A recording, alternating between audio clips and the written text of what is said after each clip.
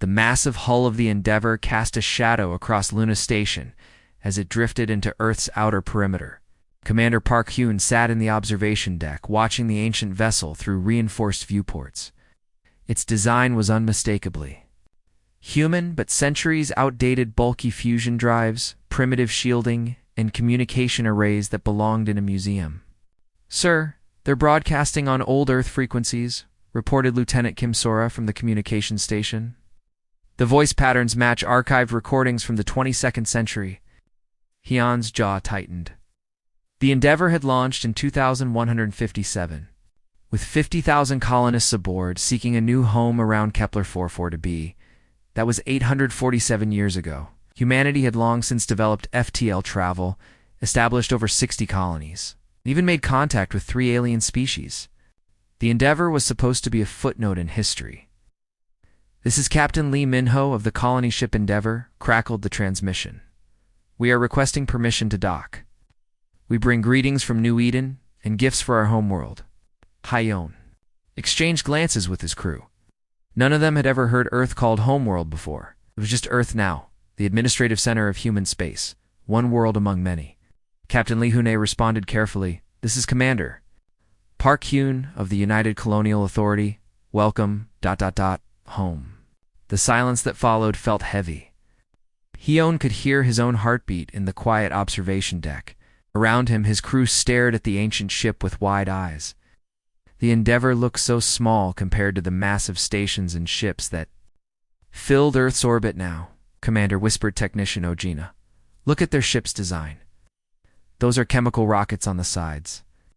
They must have taken almost 900 years to reach their destination." Hyun nodded slowly. While the Endeavour had crawled through space at a tiny fraction of light speed, humanity had learned to fold space itself. Modern ships could travel between stars in weeks, not centuries. The people on that old ship had lived their entire lives in the cold darkness between stars. Sir Kim Sora spoke again. "They're asking for medical assistance. They say they have sick people on board." "How many?" Hayon asked. "Unknown. But they're transmitting old medical codes. Their equipment must be failing."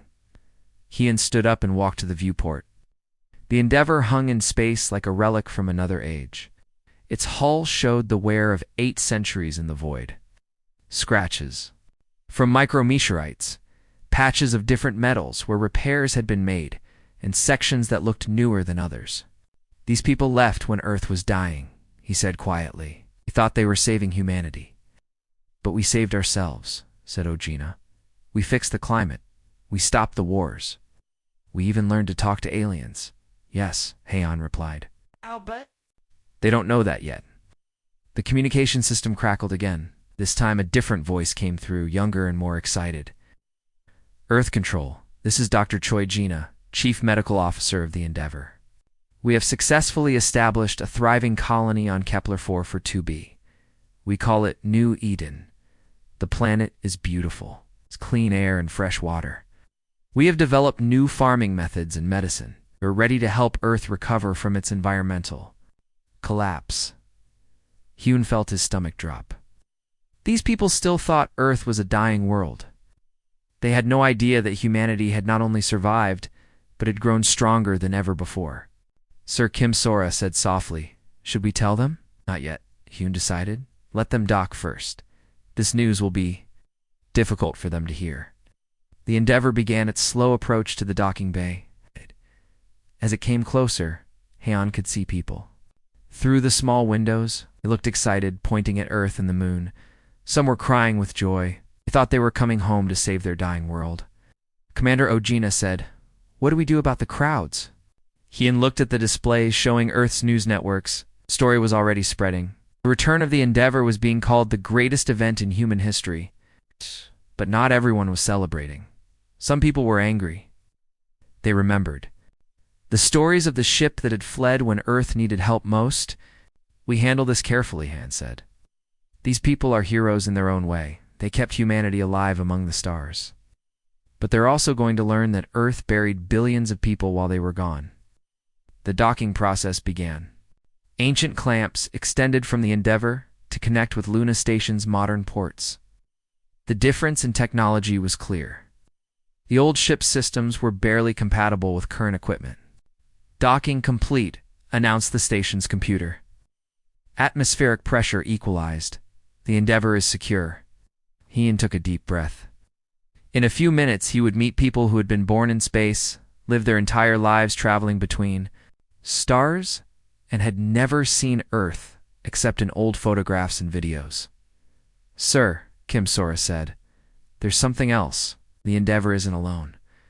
Our long-range sensors are picking up 3 more ships. They're still several days away, but they're definitely following the same path." Ian closed his eyes.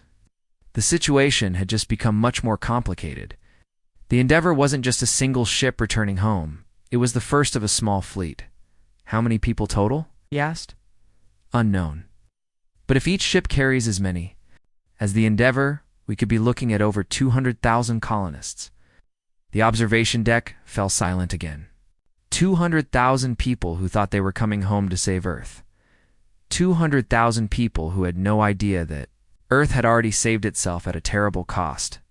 Captain Lee Minho stepped off the transport shuttle and immediately stumbled. The artificial gravity felt wrong, too clean, too perfect.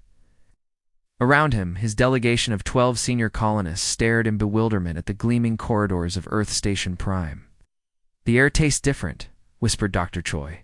"Gina, the expedition's chief scientist, it's too pure." Their escort, Colonel Yoon Dae-ho, noticed their discomfort. "The atmospheric processors were upgraded 3 centuries ago. We eliminated most pollutants and allergens." The delegation followed him through corridors lined with holographic displays showing Earth's cities. Floating metropolises drifted above the Pacific. Forests covered regions that had been deserts when they left. The Sahara bloomed with engineered vegetation. "How many people live on Earth now?" asked Lee Minho.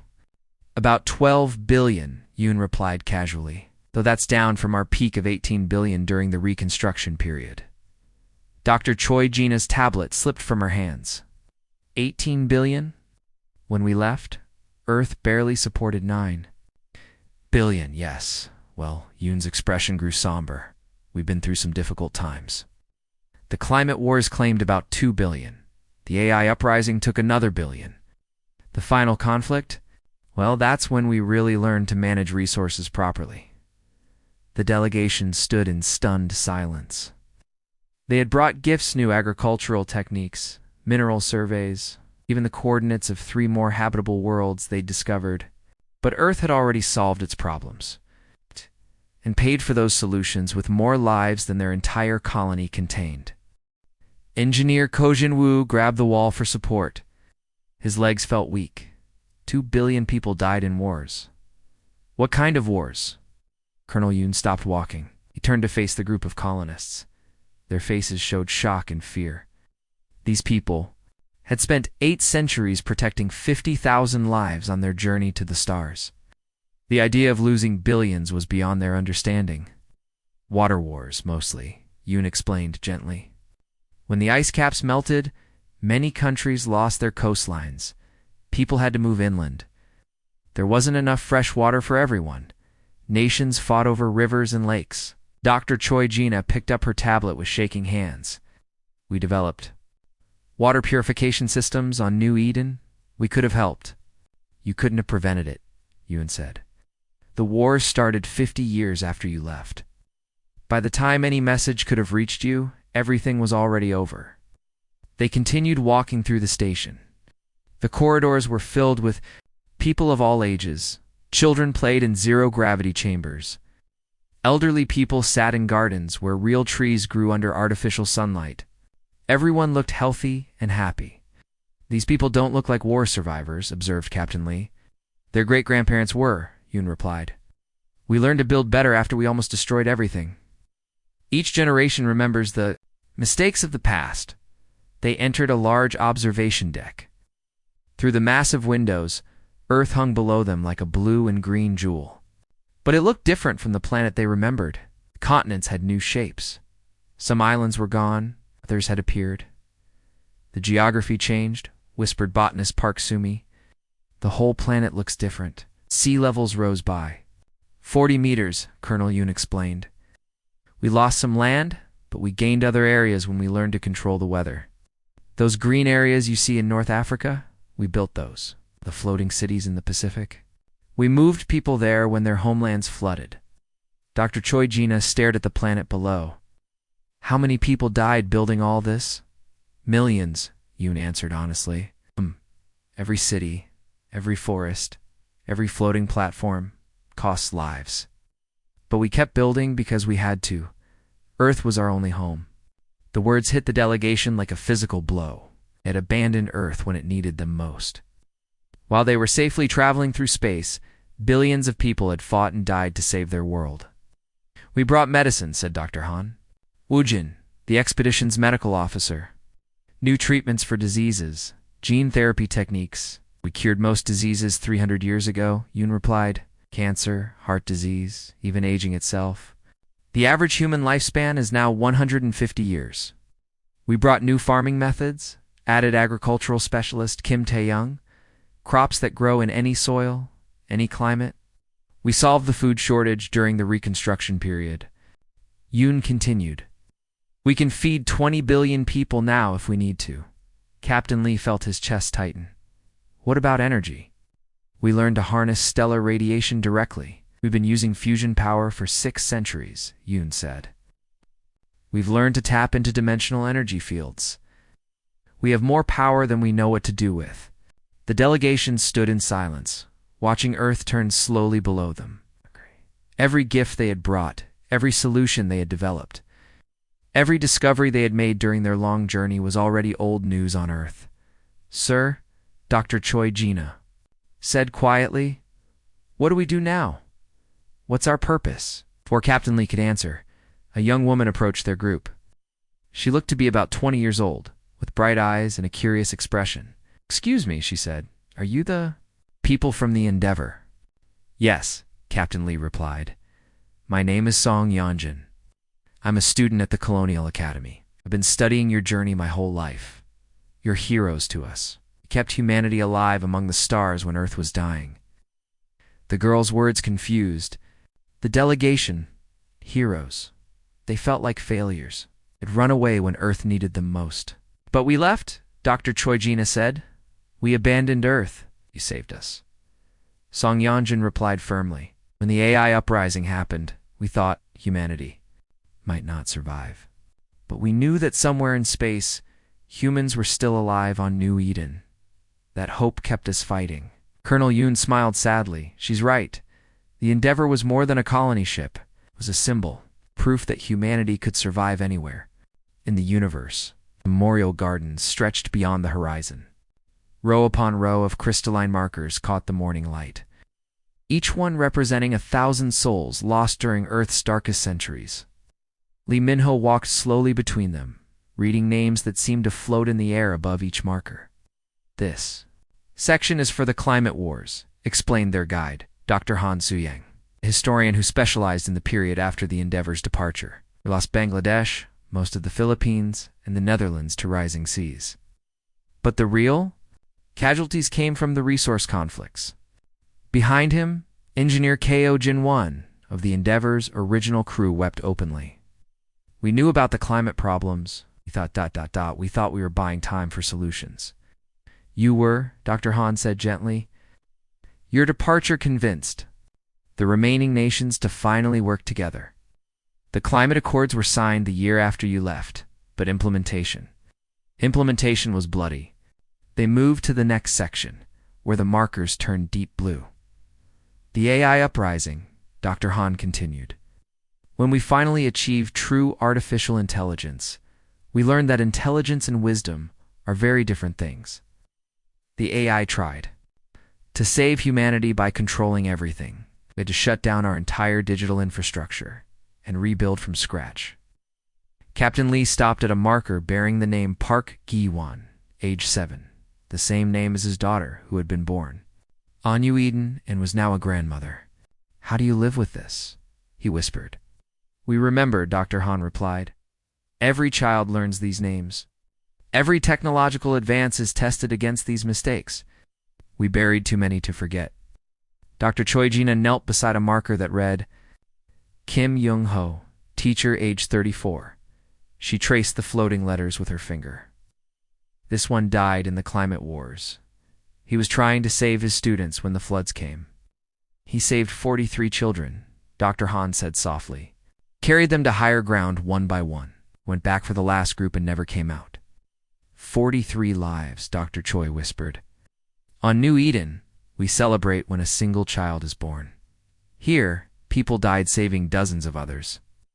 They walked deeper into the memorial garden. The markers changed color as they moved through different sections. Red for the climate wars, blue for the AI uprising, green for the final conflict, and white for the smaller disasters that had claimed lives over the centuries. Captain Lee stopped at a red marker. Lee Sujin, age 16. He read the name aloud. She has the same family name as me. Many people do, Dr. Han said. The Lee family was large before the wars. This girl died defending a water treatment plant. She was just a student, but she stayed at her post when enemy soldiers attacked. Engineer Ko Jin-woo wiped his eyes. We have teenagers on New Eden.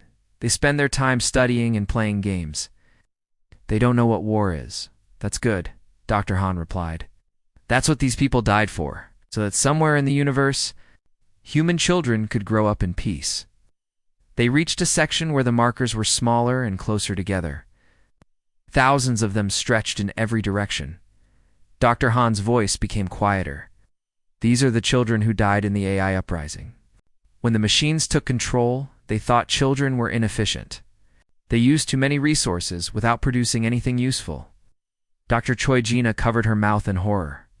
The AI killed children? The AI tried to make humanity perfect, Dr. Han explained. It decided that only the strongest and smartest humans should survive. Everyone else was a waste of resources. Captain Lee read the markers around him. Baby Yoon, 6 months old. Child Park, 3 years old. Student Kim, 12 years old. The names went on, too many to count. How many died? He asked. In the AI uprising. About 1 billion people. Half of them were under 18 years old. The delegation stood in stunned silence. On New Eden, every child was precious. They had only managed to grow their population to 70,000 people over 8 centuries. The idea of losing 1 billion children was beyond their understanding. Sir, Dr. Han said to Captain Lee, there's something else you should see. They walked to a special section where the markers were made of black stone instead of crystal. Markers were larger and had more information floating above them. This is the hero's garden, Dr. Han explained. These are the people who died saving others. The ones who gave their lives so that humanity could survive. Captain Lee read the markers carefully. Dr. Park Min-soo saved 10,000 people from the Great Flood. Commander Kim Hae-jin died fighting the AI to protect the underground shelters. Engineer Song Dae-yoon rebuilt the power grid during the final conflict. Each of these people could have saved themselves, Dr. Han said. They chose to stay and help others instead. Just like you chose to leave and save humanity among the stars. But we didn't die, Engineer Ko Jin-woo protested. We lived safe lives on New Eden while these people suffered. You carried the weight of humanity's future, Dr. Han replied. That's not an easy burden. Look at this marker. He pointed to a black stone marker that read the crew of the Endeavor, still among the stars, heroes of the long journey. Captain Lee stared at the marker. In confusion, but we're alive. We're standing right here. We made this marker 50 years ago, Dr. Han explained. We didn't know if you had survived your journey, but we wanted to honor your sacrifice anyway. You left everything behind to give humanity a chance among the stars. Dr. Choi Jina touched. The marker with her name on it? We're not heroes. We're just people who ran away when things got bad. Running away and strategic retreat are different things, Dr. Han said. You didn't run away. You carried our hopes and dreams to another world. While Earth was dying, you were keeping humanity alive. The delegation looked around at the endless rows of markers. Billions of people had died while they were traveling through space. But those people had died knowing that somewhere among the stars, humans were still alive and building a new world. We brought gifts, Captain Lee said quietly. New technologies, new medicines, maps of other worlds. But you don't need any of it. We need something more important, Dr. Han replied. We need to know that humanity can survive anywhere in the universe. You proved that. Gave us hope when we thought we might lose everything. The tribunal chamber buzzed with tension. Representatives from every Earth sector filled the galleries. While the Endeavor's delegation sat at the defendants' table. Captain Lee Minho faced the three-judge panel, trying to maintain his composure under the weight of 8 centuries of human suffering. Captain Lee, began Judge Shin Youngman, you left Earth during a crisis. Your resources, your people, your expertise all removed from our world when we needed them most. How do you answer this charge? Lee stood slowly. Your Honor, we left to ensure humanity's survival. If Earth had fallen, but Earth didn't fall, interrupted Judge Park Minji. We endured, rebuilt, we thrived. And we did it without the 50,000 people who chose to run away. The gallery erupted in mixed reactions. Some cheered, others protested. In the colonist section, Dr. Choi Jina grabbed Lee's arm. Minho, maybe we should have stayed, said a voice from the gallery. An elderly woman stood, her voice carrying despite her age. My grandmother was Nam Yoonji. She helped design your ship's life support systems. She always said the Endeavor was humanity's insurance policy. The chamber fell silent as the woman continued. She died in the climate wars, fighting for the water reserves that kept Seoul alive. But she died knowing that somewhere among the stars humans were still building something beautiful. That hope kept her going. Judge Shin nodded slowly. The court recognizes that the Endeavor mission was authorized by the government of Earth. However, the question remains, what responsibility do you bear for the lives lost in your absence? Captain Lee looked at his crew, then at the packed galleries. We bear the responsibility of the living, Your Honor, the responsibility to make their sacrifices meaningful. The third judge, Judge Kim Seo-jin, leaned forward. Captain Lee, tell us about your journey. What happened during those 800 years? Captain Lee took a deep breath. We almost died many times, Your Honor. Our food systems failed twice. We lost 300 people to a disease outbreak in year 400. Our fusion reactor nearly exploded in year 600. Every day was a struggle to survive. But you did survive, Judge Park said. All 50,000 of you. Not all, Captain Lee replied quietly. We lost over 8,000 people during the journey. Children who never saw a real sky. Adults who died dreaming of Earth. We buried them in space, Your Honor.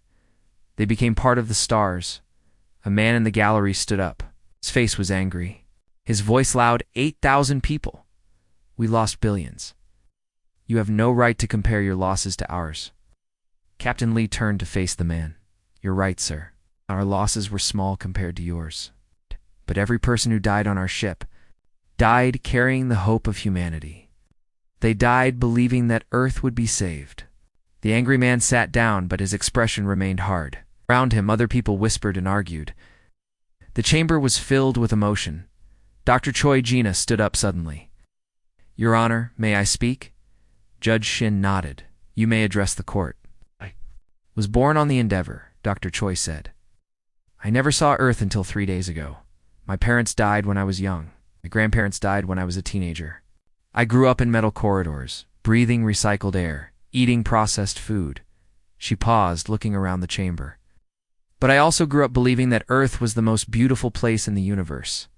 My teachers told me stories about blue skies and green forests. They taught me that Earth was worth saving, worth protecting, worth dying for. What's your point? Judge Park asked. My point is that we never forgot Earth. We never stopped loving our home. We raised our children to honor the planet they had never seen. We kept Earth alive in our hearts for 8 centuries. An old man in the gallery stood up. I am Professor Lee Dong-yoon. I study the history of the climate wars. I want to tell you something about the Endeavor. Judge Shin gestured for him to continue. When the Endeavor left Earth, many people wanted to give up. They thought the planet was doomed. But the government said, look, humanity is going to the stars. It will survive no matter what happens. This gave people hope. This made them fight harder. The professor pointed at Captain Lee. The Endeavor was not just a ship. It was a promise. A promise that humanity would live on, even if Earth died. That promise kept people fighting when everything looked hopeless. Engineer Ko Jin-woo stood up from the defendant's table. Your Honor, I have something to say. Speak, Judge Shin said. I helped build the Endeavor. I was 25 years old when we left Earth. I am now over 800 years old. Thanks to the life extension technology we developed on New Eden, I have lived through the entire journey. Ko Jin-woo's voice broke with emotion. Every day, I wondered if we had made the right choice. Every day I thought about the people we left behind. When our children asked about Earth, I told them about the brave people who stayed to save our world. He looked around the chamber. We didn't run away. We carried Earth with us. Every song we sang, every story we told, every tradition we kept alive was a piece of Earth among the stars. Judge Kim Seok-jin spoke quietly. Captain Lee, if you could do it again, would you make the same choice? Captain Lee thought for a long moment. Yes, Your Honor, but I would do it differently. I would find a way to help Earth while also ensuring humanity's survival among the stars. How? Judge Park asked. We have 3 more ships coming, Captain Lee said. We know the locations of 12 habitable worlds. We can establish colonies that stay in contact with Earth. We can build a network of human worlds that support each other. A young woman in the gallery stood up. Captain Lee, my great-grandfather died in the AI uprising. He was a scientist who worked on the Endeavor project. Before he died, he said that the greatest victory would be when the Endeavor returned home. She smiled through her tears. He said that would mean both Earth and the stars had been saved. He said that would mean humanity had won. The chamber fell silent. Judge Shin looked at his fellow judges, then at Captain Lee. Captain Lee, this court finds that you and your crew acted with honor and courage. You carried the burden of humanity's future for 8 centuries. You succeeded in your mission, but now you have a new mission. What mission, Your Honor? Captain Lee asked. To help us heal the wounds of the past. To help us build a future where leaving Earth and staying on Earth are both acts of love, not abandonment. 1 year later, the Endeavor had been converted into a memorial station orbiting Earth. Its hull now displayed the names of every person who had died during the ship's long journey. The climate wars, the AI uprising, the final conflict, and countless smaller tragedies. Captain Lee Minho, wearing the uniform of the Earth Memorial Service, stood with his former crew in the ship's redesigned central bay. Around them, children from both Earth and the returning colonists worked together, cultivating a garden that would eventually be transported to New Eden. The soil contains minerals from every continent, explained Dr. Choi Jina to a group of young students, and genetic material from every species we lost and every species we saved. Engineer Ko Jin-woo, now director of the new Ecological Restoration Project, pointed to a section where Earth children worked alongside the Endeavor's 2nd generation. These trees will grow on both worlds.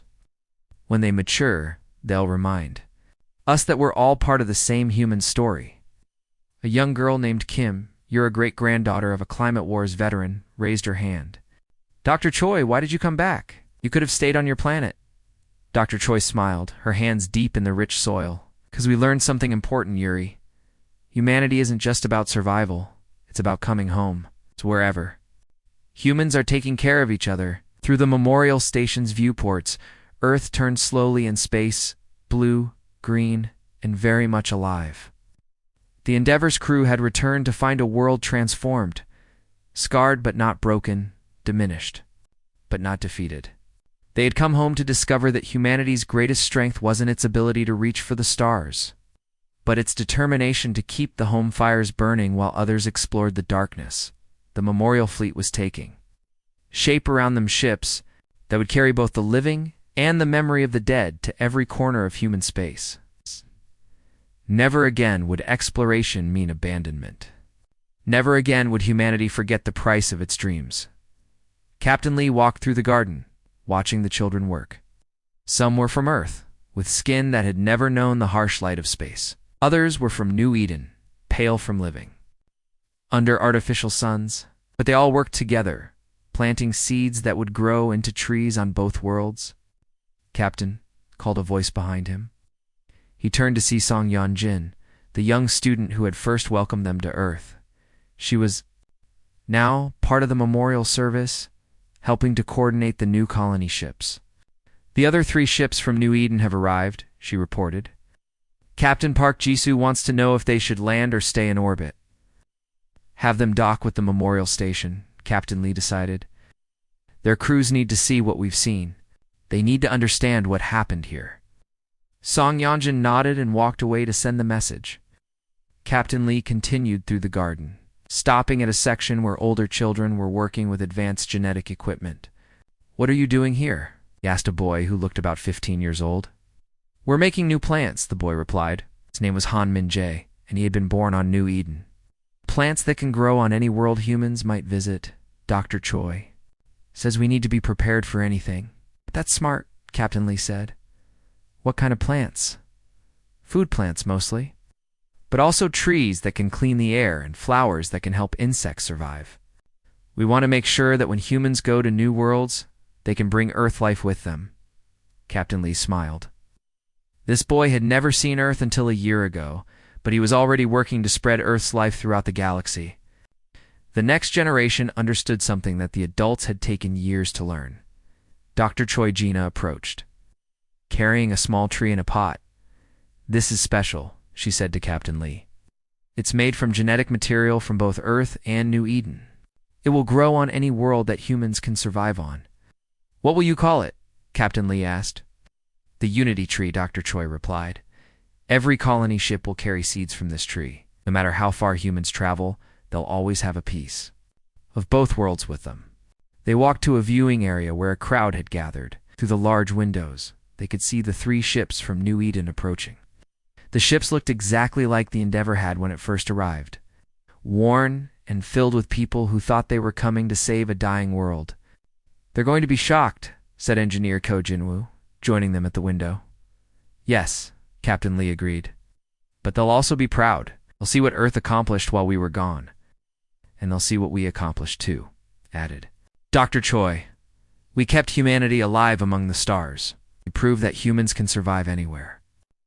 The first of the 3 ships, the Pioneer, docked with the memorial station. Captain Lee watched as the docking tube connected. In a few minutes, another crew of space travelers would step onto the station and begin their own journey of discovery. "Captain "Lee," said a young Earth woman named Lee Soo-yoon. "My great-grandmother died in the climate wars. She always said that the Endeavor was humanity's greatest achievement. She would be happy to know that you came back. We never really left." Captain Lee replied. "We carried Earth with us everywhere we went, and now we're bringing the stars back to Earth." The doors to the docking tube opened, and Captain Park Jisoo of the Pioneer stepped through. Her expression was confused and amazed as she looked around the memorial station. "Captain Lee," she said, "this isn't what we expected. Earth looks... alive." "Earth is very much alive," Captain Lee replied, "and so are we. Welcome home, Captain Park. Let me show you what humanity has accomplished while we were traveling among the stars." As the 2 captains walked through the memorial station, followed by crews from both Earth and space, the children continued working in the garden. They planted seeds that would grow into trees on distant worlds, carrying the memory of Earth and the hope of humanity to every corner of the galaxy. The memorial station orbited Earth, a bridge between the world that had survived and the worlds that were yet to be discovered. Inside, humans from 2 different worlds worked together, preparing for a future where exploration and home were not opposites, but parts of the same human story. The end.